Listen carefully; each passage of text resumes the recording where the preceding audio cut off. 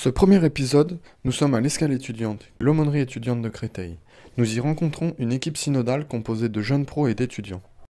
Bonjour, je suis Myriam, je suis jeune professionnelle et j'ai 33 ans. Guillaume, je suis à la fac de Créteil en deuxième année de droit et j'ai 20 ans. Je m'appelle Alexandrine, je suis en première année de droit à l'UPEC et j'ai 19 ans. Je m'appelle Vanessa, j'ai 19 ans et je suis en deuxième année en licence lettres modernes à Paris 3. Je m'appelle Vincent, je suis jeune professionnel et j'ai 23 ans. Et moi je m'appelle Ricardo, j'ai 20 ans et je suis en troisième année de droit. Ricardo prend soin de moi. En relisant justement la première étape du synode, on a pu justement réfléchir à nouveau sur qui prend soin de moi, de soi et de nous.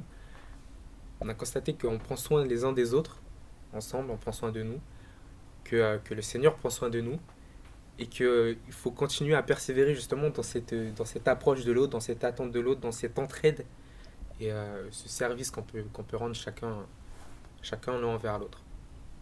Le bon samaritain, comme je vous ai dit tout à l'heure.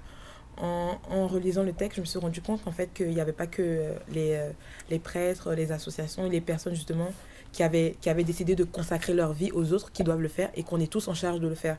Parce qu'en relisant le texte, on s'est rendu compte qu'il y a le prêtre qui est passé, il y a des personnes qui étaient justement censées l'aider qui ne l'ont pas fait, et le samaritain s'est arrêté.